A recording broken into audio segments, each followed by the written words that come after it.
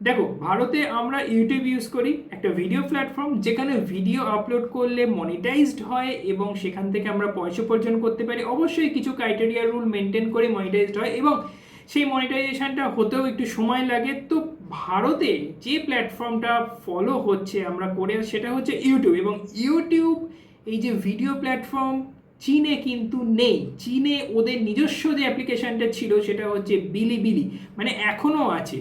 তো এই বিলিবিলি অ্যাপ্লিকেশনটা চীন ছাড়া আরও অনেক জায়গায়, ফিলিপিন্স, থাইল্যান্ড, অনেক জায়গাতেই অ্যাভেলেবেল আছে এবং বাইরে গ্লোবালি মানে রোটেট করছে। তো এখন বিলিবিলি নিয়ে খুব চর্চা চলছে, কারণ ভারতে নাকি শোনা যাচ্ছে বিলিবিলি আসতে চলেছে ইউটিউবের একজন কম্পিটিটর অ্যাপ্লিকেশন, যেখানে ওই ভিডিও দিতে দিতে সেখানেও মনিটাইজড হবে এবং সেখান থেকেও আর্নিং হবে। তো এই বিলিবিলি আসতে চলেছে, সেই নিয়ে বেশ হইচই পড়ে গেছে সব জায়গায়।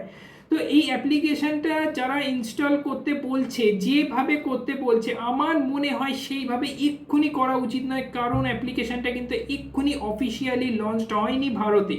আমি সব দেখলাম, ভিডিও দেখে আমি অনেক কিছু পড়লাম, পড়ে দেখলাম যে অনেক রকম রিজিয়ন চেঞ্জ করে হয়তো আইওএসে, আইফোনে হয়তো ইনস্টল করে নেওয়া যাবে, বা অ্যান্ড্রয়েডে থার্ড পার্টি কোনো অ্যাপ্লিকেশন অনলাইন ওয়েবসাইট থেকে হয়তো ডাউনলোড করে বিলিবিলি অ্যাক্সেস করা যাবে। অনেকে হয়তো মনে করছে যে প্রথম থেকে যদি ইউজ করি তাহলে আমার গ্রোথটা ভালো হবে। তো বিলিবিলি এক্ষুনি শুরু করা মনে হয় না ঠিক হবে। অফিসিয়ালি লঞ্চ যদি হয় এই মাসের মধ্যে, আগস্টের মধ্যে যদি কিছু হয়, বা সেপ্টেম্বরের মধ্যে অফিসিয়াল অ্যানাউন্স করার পরেই কিন্তু বিলিবিলি অ্যাপ্লিকেশনটা ইউজ করা ঠিক হবে। প্রায় 400 মিলিয়নের কাছে ইউজার আছে চীনে, মানে চীনেরই বিলিবিলি অ্যাপ্লিকেশনটা স্পেশালি চীনের লোকেদের জন্য তৈরি হয়েছে, সারা গ্লোবালি কিন্তু এটা তৈরি হয়নি।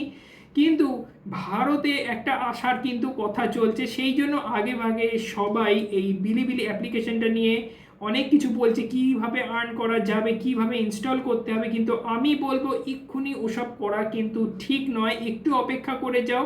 তার কারণ দেখো, অফিসিয়াল লঞ্চের জন্য অপেক্ষা করো। কারণ দেখো, আমরা ইউটিউবে ভিডিও কেন করছি? আর্নিংয়ের জন্য। সেখানে পেমেন্টের সমস্ত কিছু অপশান বলো, সেখানে আমরা পুট করি, নানা রকম ব্যাংকিং অফিসিয়াল সব ওখানে থাকে, ডকুমেন্টস সব তো আমাদের কানেক্ট করতে হয়।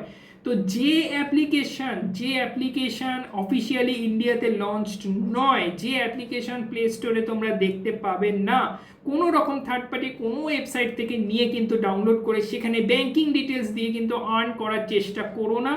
যখন গভর্নমেন্টের তরফ থেকে, আমাদের সেন্ট্রাল গভর্নমেন্ট তরফ থেকে তার অ্যাপ্রুভাল আসবে, তারপরেই কিন্তু করার চেষ্টা করো। কারণ ব্যাংকিং সাইটগুলো সেফ রাখাটাই কিন্তু আমাদের দরকার, যেখানে ব্যাংকের সাথে লিঙ্ক আছে।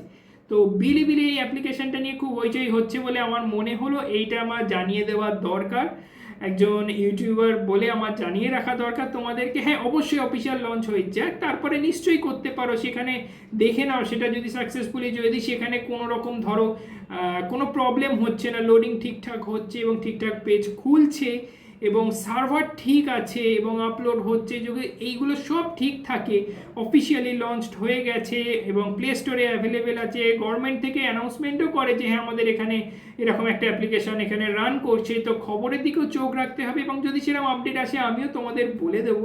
তো এই অ্যাপ্লিকেশনটা নিয়ে আজকে কথা বলে বলে এসেছিলাম। দেখতে থাকো এক্সপার্ট চক্রবর্তী, আরও টুকটাক অনেক বিষয় নিয়ে কথা বলবো, জানো, দেখতে থাকো। পরে ভিডিও খুব তাড়াতাড়ি আসছে। হ্যাঁ, তোমরা কি জানতে বিলিবিলি অ্যাপ্লিকেশনের বিষয়? যদি জানো আমাকে কমেন্ট করে জানিও। আমি যেটা ভাবলাম সেটা নিয়ে তোমাদের একটুখানি বললাম। আমার ভাবনা যদি তোমাদেরও ঠিক মনে হয় আমাকে কমেন্ট করে জানিও। দেখতে থাকো এক্সপ্লোরার চক্রবর্তী।